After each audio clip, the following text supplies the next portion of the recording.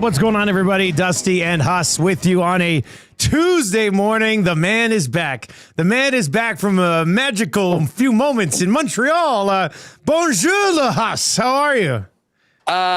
Salut, Dustin. Yeah, no, man. What an awesome few days out in Montreal. That was an incredible event. I mean, you know, it really did turn late Saturday on those final couple matches. Cantley make the putt was huge. And for it to go 11-7 into Sunday, it sort of felt like, okay, the Yanks had it again. But I will tell you that after the first matches on Thursday being so tight and them losing and going down 5-0, the sweep on Friday, going back 5-0 the other way, was one of the coolest things that I've ever been a part of. I mean, the vibe around that place was just electric. And you know what? It actually got bigger and bigger and bigger throughout the weekend. Like the Thursday round, and a lot of people are saying, oh, where's all the people? Like it had poured all morning in Montreal. And it just sort of, the sun came out just as everything started. But it had been miserable for 24 hours before that. So I think there may have been some people that waited it out a little bit or didn't come down for the first day.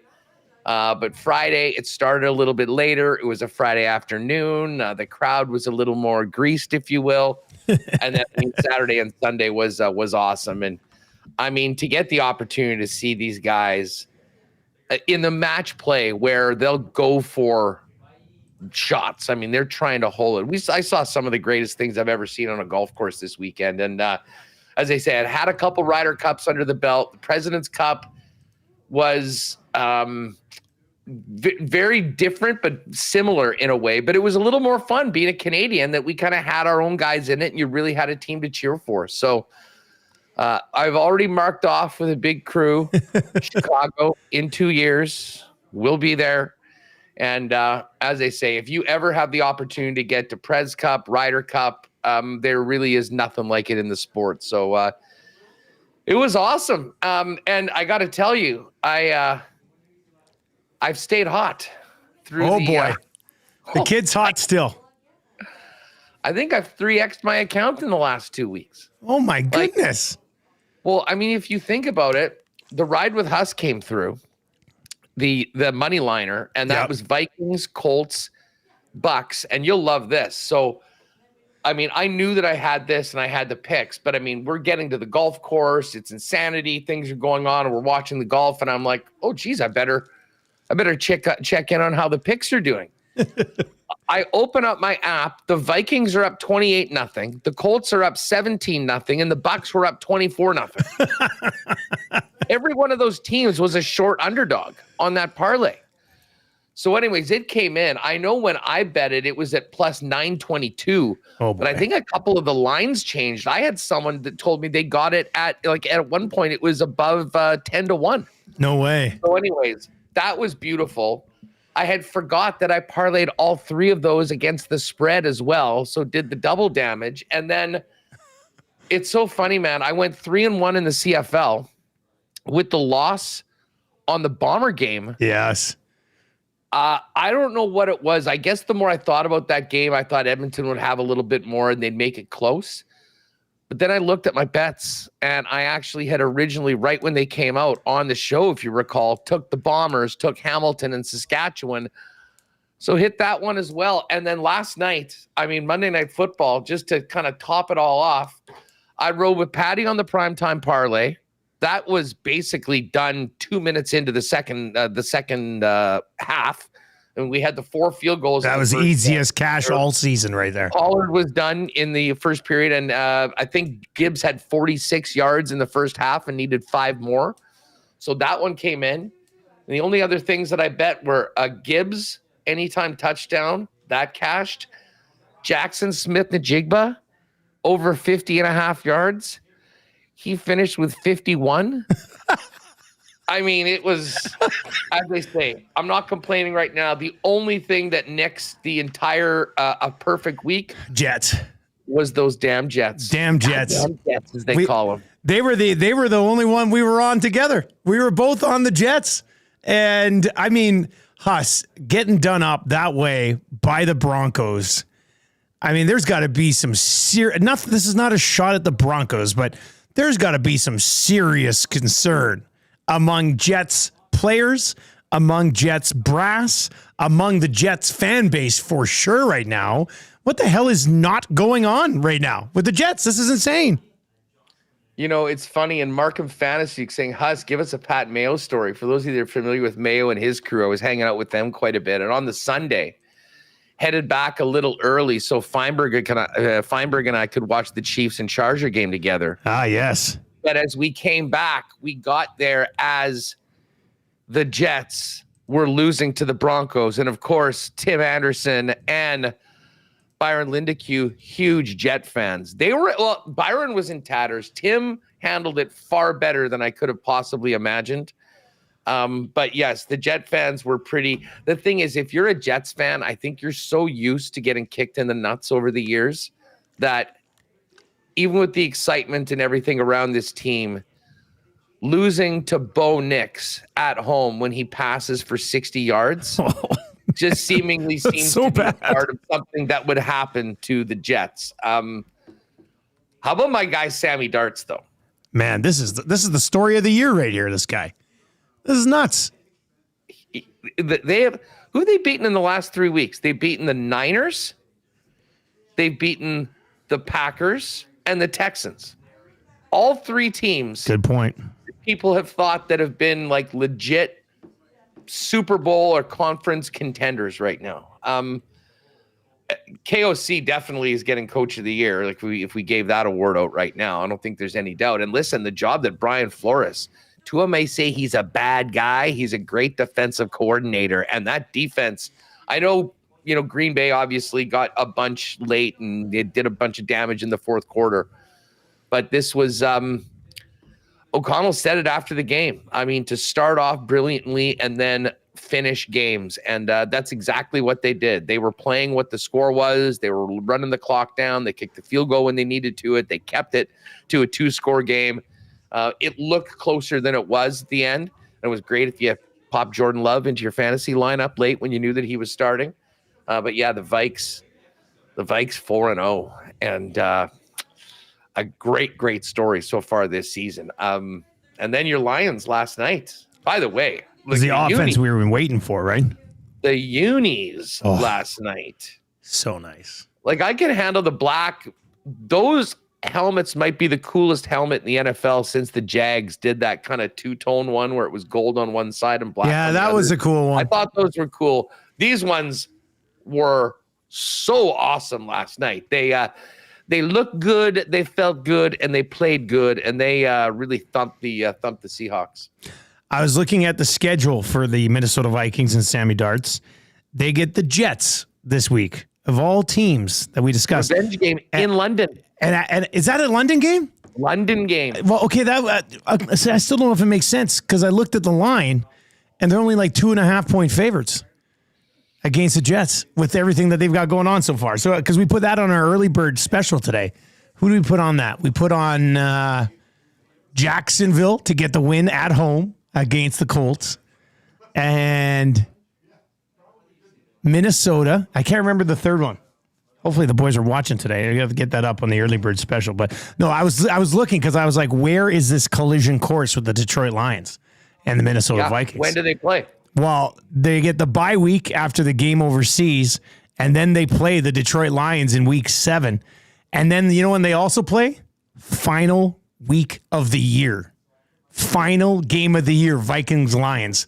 that thing could be huge depending on how the first one goes. It could absolutely be for the division. Yeah. Oh, yeah. Oh, for sure. I mean, there could be playoff implications. There's all sorts of that.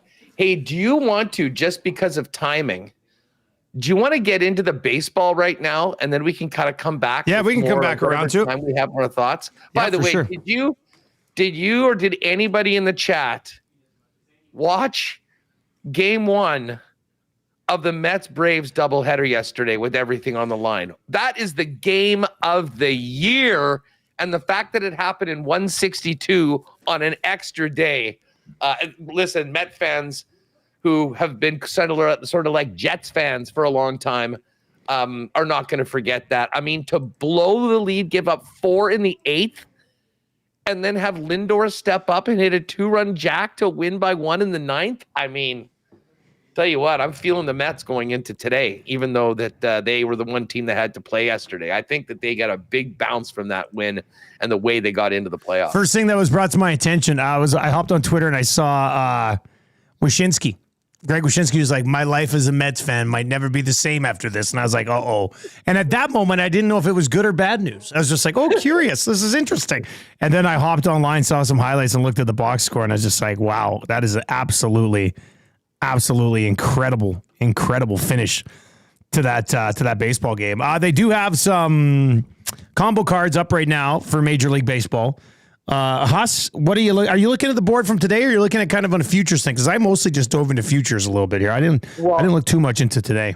Well, we'll get to that in just 1 second. I mean, it's as far as today goes. I do like the Mets in this game. I think that they can kind of just have that great vibe from yesterday. They got to sit everyone in the second game. By the way, how pissed off must the few Arizona Diamondback fans been watching what played out yesterday? I'm not sure if you knew what the scenario was, but if the team split, then if they split, they both got in. If a team swept, Arizona got in. So, but knowing that the teams had to play the next day, they obviously weren't going to be going all out for whoever won in the first game. So the Mets got that opportunity to rest their guys. The Braves had to go in. The Mets barely did anything in that game. I mean, it was 3-0, and the D-backs were probably just sitting back here going, this is garbage. Like, if these games were played last week when they were supposed to have been played, the whole mindset of the teams going into that final game is probably really different. So that was unfortunate for them. But anyways, we've got this is what we've got today. Before we just take a look at the futures. Coming up in about an hour is the Tigers and the Astros. Let me just pull up these pitching matchups. I didn't spend too much time on this game just because it's so early. Oh, Strubal's going for Detroit. And Valdez for Houston. I mean, Strubal's probably been the best pitcher in the AL this year. I mean, I could see, like, I think Houston's a better team, but if you do like taking an underdog with the better pitcher, the Tigers are that team. Ragans and Burns, the Royals, Orioles going at it just after 3 p.m. my time, 2 p.m. out your way. And then you got Severino against Freddie Peralta in that Mets Brewers game. And then the late game tonight, we still don't even know who's pitching for the Braves. And Kings on for the Padres, and the Padres are the biggest favorite of the day. Minus 182 for the Padres, plus 153 for the Braves.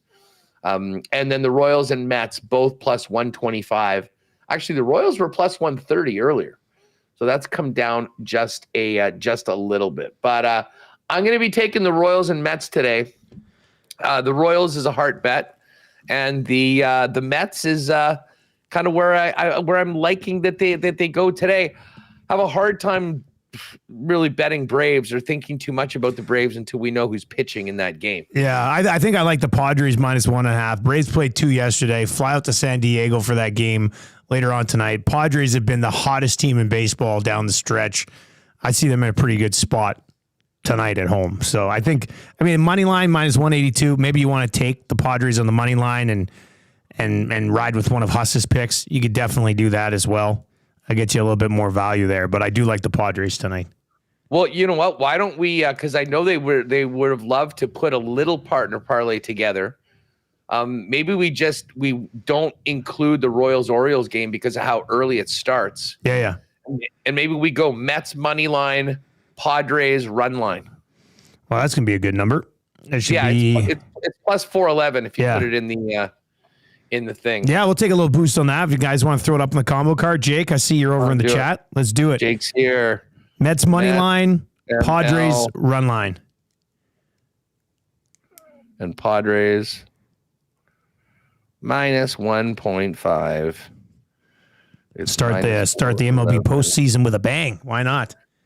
That would be great. All right, let's get to the futures though, because these futures will be off the board, and if you want to get in on it, I had to love it. My Royals, longest odds in the entire dance, 30-1. Now, do I think they're going to win the World Series? Probably not. But I'll tell you what, the Royals are a team that, first of all, they have been way better pitching this year. Like Lugo and Ragans have been great. Their bullpen scares the hell out of me. And they've got the hit king, batting champ of the AL, Bobby Witt Jr. Bobby Witt Jr. Absolute stud. You know, I actually have about 12 to 15 Bobby Witt Jr. rookie cards. Just so you know. That should be the investment as opposed to a certain quarterback for the struggling Jacksonville Jaguars that have lost 10 in a row. I went on a Bobby Witt Jr. kick one day, bought a bunch of rookie cards. So maybe that one pays off us. Dude, that one's going to pay off big time. But here are your World Series odds right now before everything gets going. The Dodgers are plus 350. The Yankees are plus 450. Phillies are 5-1. The Astros are plus 750. Cleveland Guardians 10-1. Orioles 11-1. Padres 12-1. Braves 15. Mets and Brewers 20. Tigers 28-1. Royals 30-1. Based on where teams are right now, you had mentioned how good San Diego had been down the stretch, and think about how disappointing they were in the last couple of years when they spent all that money. Yeah. I just have the feeling that the Padres are ready to make some noise in the playoffs right now. Now, I mean, they're going to have to go up against their top team, either Phillies or Dodgers if they win.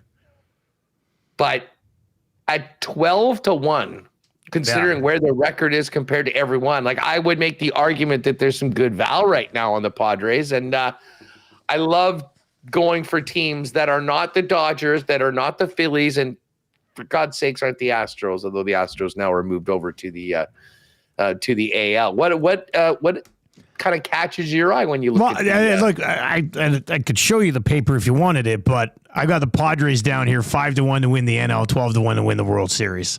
And now I see Rip City Step over there. He's a Padres guy, so don't take his word for anything.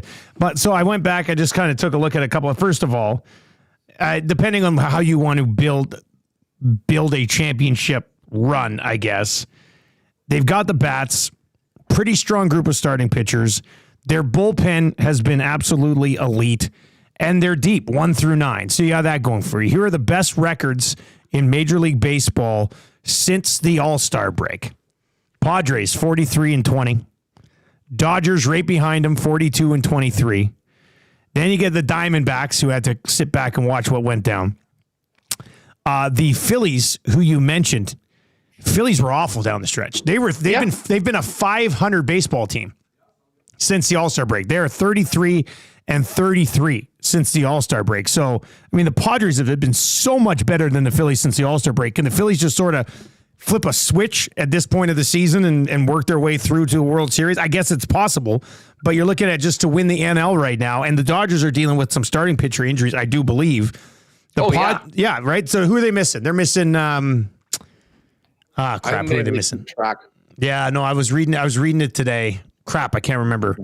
But I was reading some previews for the NL playoffs today, and one of the issues was injuries to the Dodgers starting rotation. So Padres at 5-1 compared to the Phillies at plus 250. I mean, to me, the value there is just, that's an absolute no-brainer. So I don't want to necessarily say I'm all in on the Padres, but the Padres, I think, are where the value is at right now, considering how many times, regardless of the league, have we seen team get hot at the right time.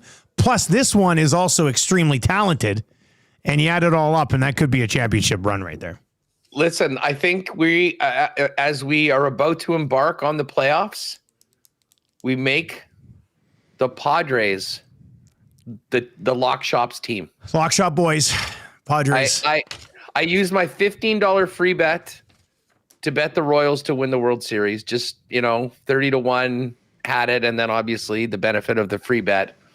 But I'm looking right now. You throw 40 on the Padres, pays $520. So I'm in on the Padres. That's going to be our NL team, and we will look for it. If you do want to, if you're just betting, as Dusty mentioned, for the AL and the NL, Padres 5-1, Dodgers plus 160, Phillies plus 250, Braves 8, Milwaukee 9, Mets 10 in the NL. And then you had the Yankees plus 175, Astros and Cleveland 4-1, Baltimore 5-1, and Detroit and KC 10-1. Who stops the Yankees in the AL, Huss? They're pretty significant favorite over there. Well, I do think Baltimore could give them a run. I'm hoping that Baltimore doesn't make it out of the first round. But listen, I think that any of those teams in a series could, it's going to really come down to, do the Yankees get the pitching that's of the level of everybody else, which I think you can assume they have. And if that is the case, do their bats continue to be significantly better than everyone else is led by Judge and Soto? It's funny, if you look at the ALCS MVP odds, the top two names on the list, Judge 10-1, Juan Soto 12-1. But then there's Jose Ramirez at 15-1. Cleveland is a team that I think people sleep on big time. And they've got some really good arms, and they've got some great bats, and they've got a guy like Ramirez that, can go toe-to-toe, swing for swing with at least one of those two guys on the Yankees. So I've just found, though, with this expanded playoff format, Dusty, like leaning on those favorites has not really been. I guess the Dodgers ended up going away and getting it done, but there's been a lot. There's been some upsets. There's been some teams with longer odds that have made it to the end. And I will just remind people, when it comes to Kansas City, this team sucks for long periods of time and then gets into the playoffs and makes ridiculous runs. The last time we saw them in the playoffs, we'll of course remember 2014, the 8-7 all-time wild card play-in game against the A's. And then they went all the way to the freaking World Series, lost in Game 7 to the Giants, and then came back the next year, made it, and won the whole thing. Since then, they've been losing 100 games a season, and now they're back. So they're going to be a fun team to cheer for right now. But no, I do like I love the Padres. And actually, if it's Rip City Steph that is on it, I will ride with him, considering he was the one that finally knocked me out of the poker tourney last week on Tuesday. What a great event that was. But yeah, Rip City Step. He got the $100 bounty. Put some of that on the Padres. Let's get this. There you go. Yeah, go do that. Hey, Trev, can you take my keys down to the guy? I'm getting my vehicle picked up for servicing. They're right up top there. Thank you, man. Quick note. One more that I put in a little bit earlier. I know this is going to hurt you, Huss, because you're opposed to the Orioles here. Padres Orioles to win their first round series plus 145 on a parlay if you want to get that. That's just to win the series. Padres Orioles plus 145. I do not co-sign that whatsoever. And remember, everybody, I will always remember in 2014. When the Royals were playing the Orioles, and I believe it was the ALCS, they had the USA Today or whatever. They did a big thing on the coaching matchup between Buck Showalter and Ned Yost, and it was the chess master versus the dunce, and Ned Yost was the dunce, and Buck Showalter was the genius. and they were done very quickly. And they still refer to Ned as the dunce around KC, and he was more than happy to gloss himself as that too when they had the World Series championship. So I'm pumped. Oh, look at Patty Gregoire. They're already on this. It's up. 411 to plus 472. I'm staring at it right now. It's sitting at plus 467. Combo cards as of the moment. What's that, buddy? Is it exclusives or combo It's cards? a combo card right at the top. Lock, shop, double play. If you want to hop on this, plus 467. The Mets and the Padres. Padres minus 1.5 tonight at home against the Braves. So if you want to ride with us on that one, plus 467. Hey, sticking with baseball. Did you ever meet Pete Rose? Do you have a Pete Rose story passing away yesterday? I don't have a Pete Rose story. I mean, I'll always remember when he got tombstoned by Kane at WrestleMania. The guys on the Bear this morning, Yukon and McCord, I'm on their show every morning. That's what they brought up. They're like, he's a WWE Hall of Famer. Yeah. Wow.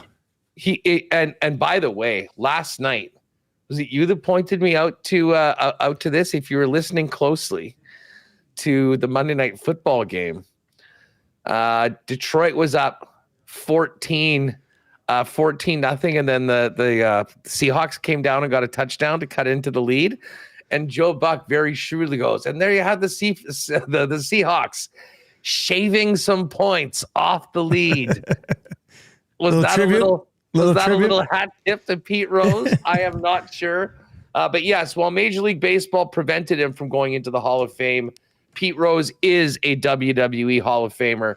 And I believe they did do a little tribute last night on WWE Raw, which I caught. By the way, have you seen any of Raw in the last little bit? No, I have not, buddy. You're a play-by-play guy. Do you know who the new voice of Monday Night Raw is? No, I do not. Joe Tessitore. He's calling Monday Night Raw now? And he's unbelievable. Really? Yeah, I guess he was a wrestling guy before because, they brought in Adnan Virk. That didn't last. Dude, Tessitore is, I mean, the fact that he used to do Monday Night Football and now he's doing Monday Night Raw, it seems like he's really enjoying it. But it is wild having someone that is so familiar to regular sports fans as a voice of, be doing the WWE. And I hadn't seen too much of him since he's been on it, but I checked a little bit of it last night, and it was excellent. So big ups to the WWE HR team that somehow managed to get. Well, I'll put Tessitore up, and he's a top 5 broadcaster to me right now. I mean, and I got to tell you, I had to sit through some of the Browns Raider game on Sunday afternoon, listening to Beth Mowins and I can't remember who the ex-player was that was doing the color on it, but I mean, that's where where your team ranks in the hierarchy of the NFL when you're getting Beth Mowins to do it. And like, she's fine or whatever, but it certainly didn't sound like Buck or Aikman or Nansen Romo. Or it's a different level. Yeah, that's a different level. 9 out of 9 on the list of those teams. Like, those people get 1 or 2 games a year. That was it. And it was the Raiders. Speaking of, like, this, back to the NFL for a minute. Monday Night Football, your Lions looked so good offensively last night. And did you see Jared Goff pitches a perfect game? He was 18 for 18. Yeah. And they tell Dan Campbell that in the post-game. He's giving the ball away. He's like, I wish you told me that before. I just gave the game ball to somebody else. Yeah, he gave it to Jameson Williams. I was a little concerned about how easily Seattle also scored on them, but the Lions offense looked terrific last night, man. Like, Montgomery and Gibbs, just a ridiculous 1-2 punch that they've got there. I had a buddy text me earlier today, my buddy Eddie the Gambler, who had that ridiculous, remember the runs last year? Eddie? Yeah, yes. Yeah, Eddie the Gambler. So he texted me, he goes, I just missed a 17-player prop on this game by one prop. He had Gibbs with 2 receptions, and he got none. He's like, can you believe Jahmyr Gibbs did not catch 2 footballs last night? I was like, oh, my God. He went 16 of 17 on his player props, the only one he missed on. was Gibbs not having 2 catches. But I thought when you were mixing in Amon-Ra St. Brown throwing touchdowns to Jared Goff, your offense is in a pretty good spot. I thought Seattle, I kind of did it last night to kind of needle at the 12s a little bit because those guys, that fan base still drives me crazy.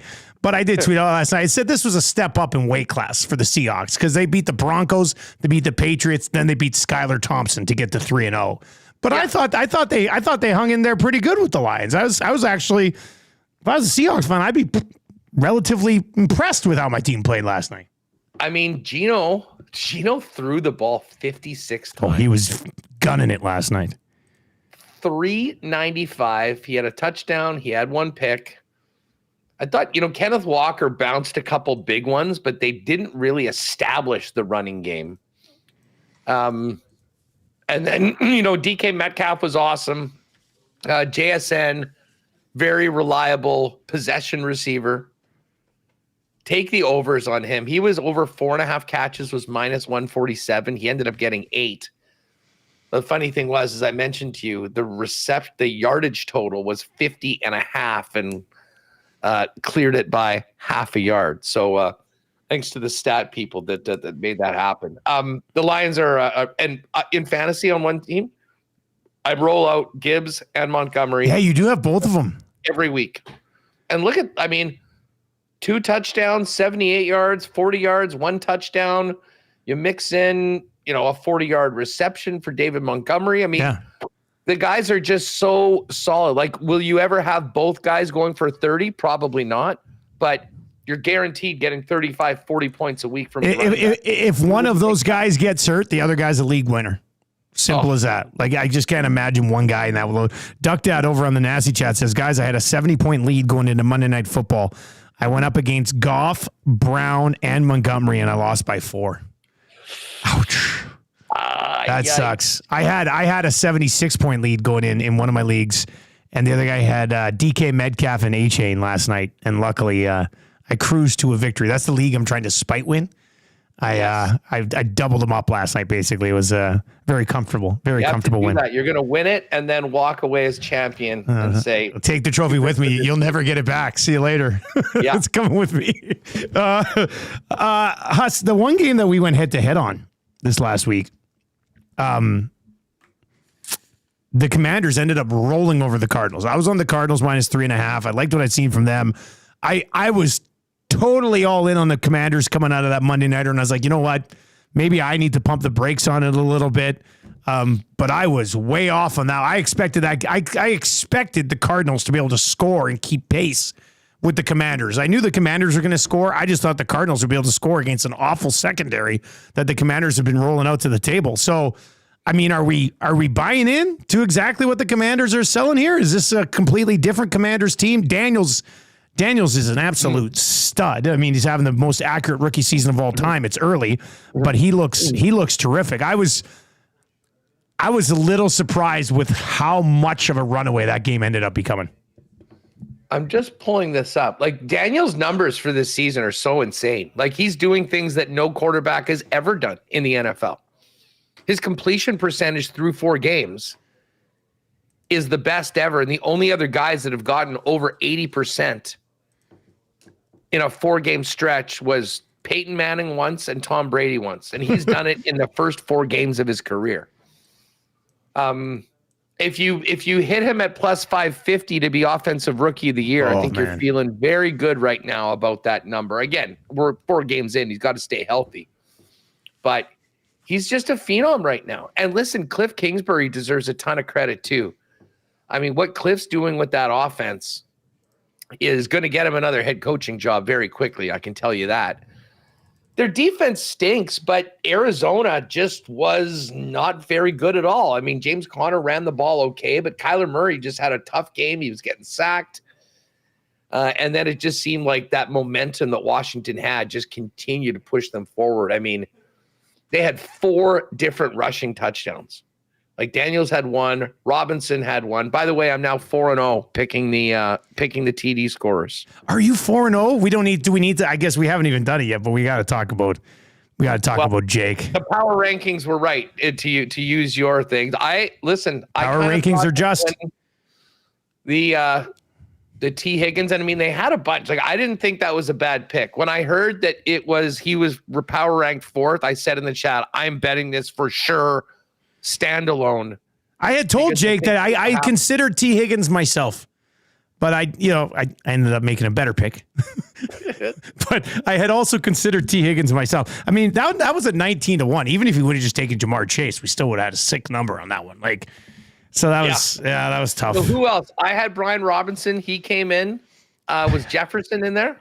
Jefferson came in. Who did I have? Marvin Harrison. He scored early in that game. So right off the bat. That was an easy one.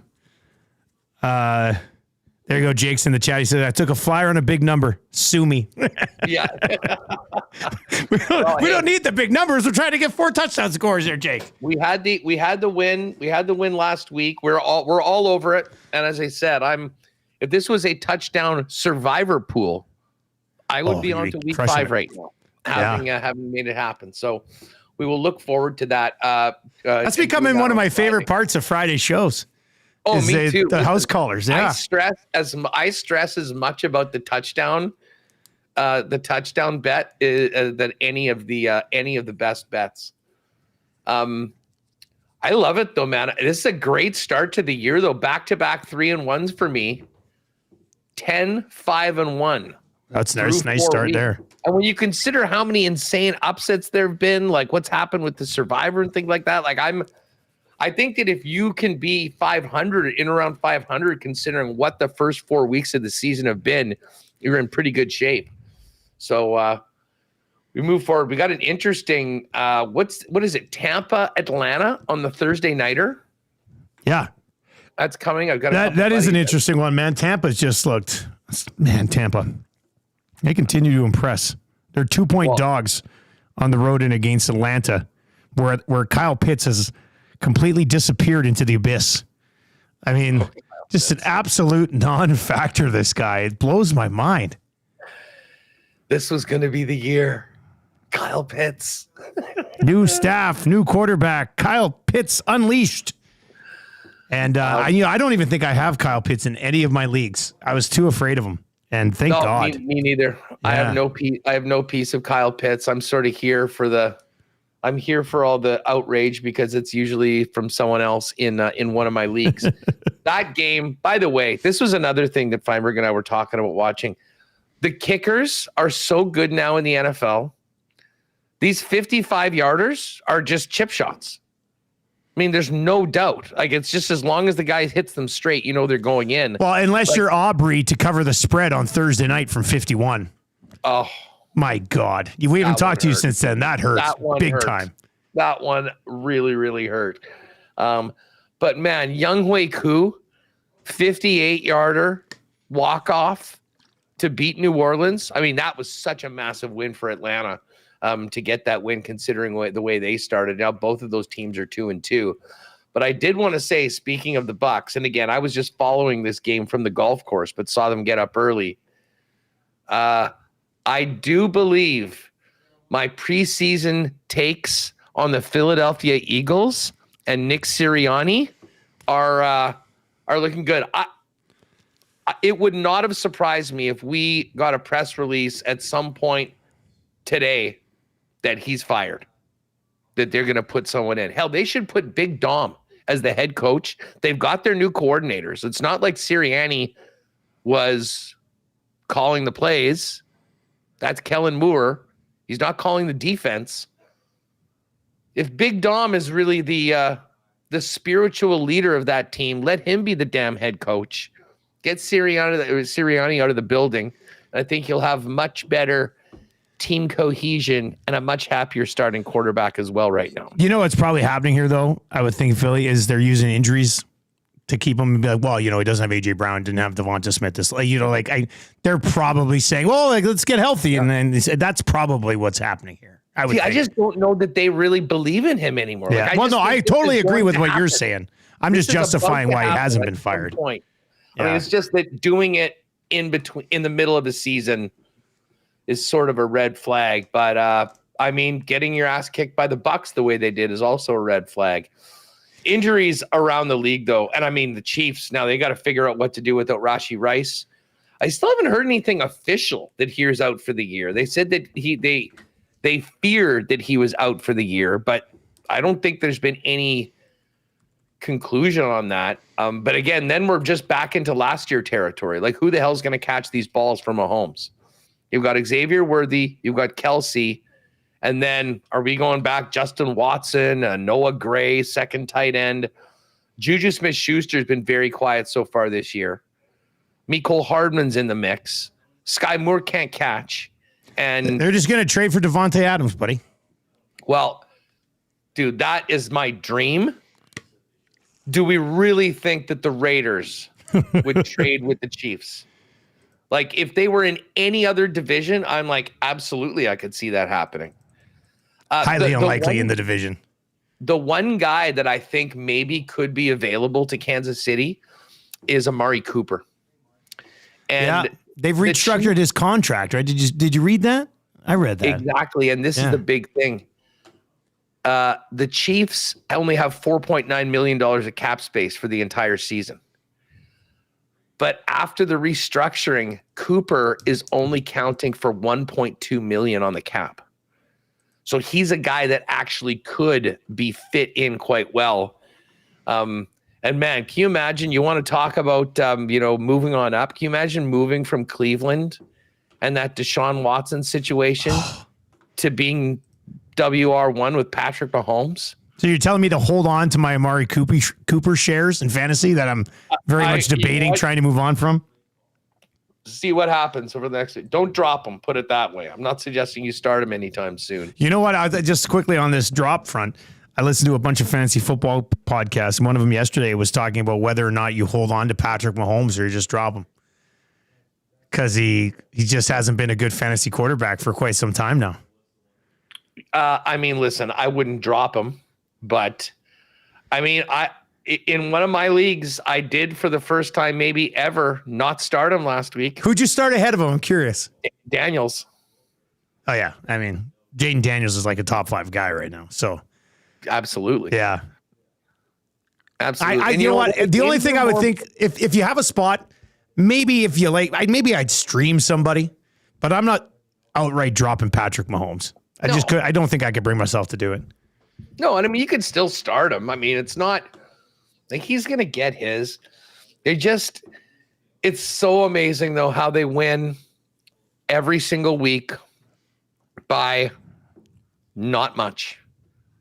Like, they haven't had a double-digit win on this entire run. If you remember, like, the last time they lost a football game was that Christmas Day game against the Raiders last year. They're undefeated since then. But the rest of the season, the playoffs, this year so far, every single game is winning by 1, winning by 3. They won by 7 against the Chargers on the weekend. It's uncanny how they just do what they have to do to win, and there's no better finishers in all of sports. It's crazy. They just find a way. Like, it's legitimately the definition of finding a way. And that's what they managed to do so far. With that being said, Ravens and Bills, that was an interesting game. Derrick Henry running all over the Buffalo Bills. Just incredible. Incredible. I actually traded for Derrick Henry last week in my Spite League. And then he went off for... to get him. You'll like this. So I had Jaden Daniels, Anthony Richardson, and CJ Stroud. Remember? I was like, I got all these quarterbacks. Yeah. So the guy who had Derrick Henry is a huge Texans fan. And he's like, hey, I want CJ Stroud. And I was like, well, I got Daniels, I got Richardson, should be okay there. So I gave up CJ Stroud, and it's only a 1 quarterback league, so they don't carry a ton of sway. But I gave up CJ Stroud, a first rounder next year, because they're probably going to take it away from me anyway, and then a 3rd rounder. And I ended up getting Derrick Henry, Travis Kelce, and a 6th rounder. So anyway, and then I start Henry, and it's funny, I start Henry, he goes off. I'm looking at like the WhatsApp chat for the league, and everybody's like, "Oh, Derrick Henry," and I just sat back. I was just like, "Oh boy, this is what you get when you deal with the dragon. You're gonna get the flames out of the mouth, right?" So, anyway, Derrick Henry was a great pickup, and Kelsey, I think, is gonna be with Rashee Rice out.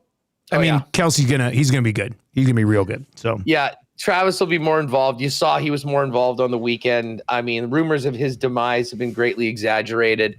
I think they would have loved to have not really had to use him very much over the course of this next few weeks. And much like we saw last year, after everyone said that he was done, he goes out and has big games in the most important games of the year. And that, of course, is the playoffs. So what was your takeaway, though, for the Bills and the Ravens? Like, the Bills hadn't lost by more than 6 points in like 2 seasons. Yeah, I run out of that building.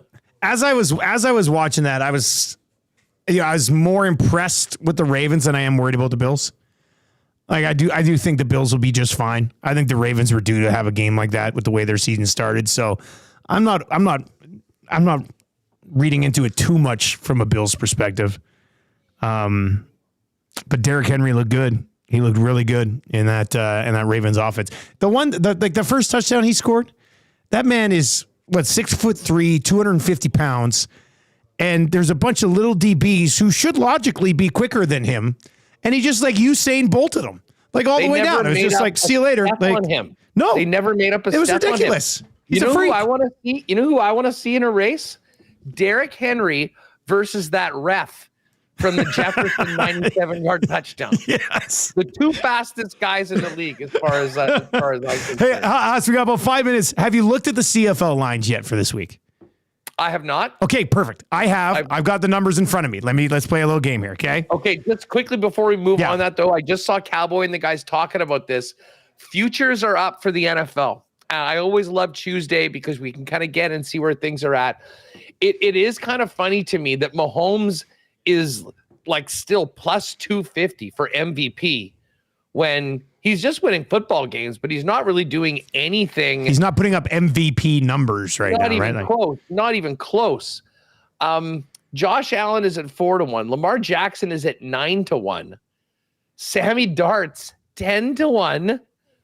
And Cowboy was just looking. Jaden Daniels is 30-1 right now. And like, are we going to see this continue through the entire season? Probably not. But I'll tell you what, they're leading the NFC East right now. If they were to win the division, if they were to make the playoffs and he continues anywhere close to where he's at right now, we will look back at today and laugh that he was still up at 30-1. I mean, he's behind Baker Mayfield, Aaron Rodgers, Joe Burrow, Jared Goff, Brock Purdy, Stroud. I mean, to me, based on the first 4 weeks of the season, Jaden Daniels should be right there with Josh Allen, and both of them probably should have much better numbers than Mahomes. Yeah, I don't think it's a stretch. I think they're well, I'm trying to think, like, would they look at it and simply go, he's a rookie, he's going to fall off? I mean, no, that's not the case. Not when they're setting these odds this way. No, he should definitely be. Yeah, the Aaron Rodgers thing makes no sense. Like, there's a lot along the way there that don't add up. Yeah. I mean, a lot of it is assuming what's going to happen the rest of the way. What did Jalen Hurts open the year at? Him being at 35-1. Yeah, he was up in the top 2 or 3, I think. He's sitting at 35-1 right now. So, right, we've just set it up. But anyways, all of your odds. By the way, the Vikes, who were 11-1, we talked about before, like who's going to be that last place team that's going to make the move? 11-1. The Minnesota Vikings are now. Where is the NFC North? They're the favorite to win the division over the Lions. Close? Plus 115, plus 130. Packers are 7-1. Bears are 14-1. And the NFC East, like Philly is still minus 120 to win the division. Like, to me, like, if you want a piece of Washington at plus 350, I'm totally here for that conversation. And I mean, I'd rather take Dallas at plus 215 than Philly at minus 120 right now. So anyways, check all those out. And again, there are MVP numbers. No surprise. Kevin O'Connell, KOC, even money for Coach of the Year right now. He is that guy. But yes, Jaden Daniels, 30-1. If you want to get that. I know Cowboy was looking for that. Cowboy, I think I will ride with you on the Jalen Daniels train for MVP, even right now at 30-1. All right, let's go. CFL Three games, Huss. Here we go. Let me give you the games. You give me what you think the number is. All right. This is how we'll wrap today. Bombers on the road at the Ticats. Well, two hottest teams in the league. Boveralls versus Zach Collaros. Yeah, and this is a place where the Bombers don't win. They have not won in Hamilton since like 2018, 2017, maybe. Like even when they've been good. Well, they won the Grey Cup there, but you know what I mean? Like regular season games against the Ticats. Now, the Bombers have been smoking everybody. The Bombers will be favored. I'm going to say Winnipeg -5. Did you almost say 4?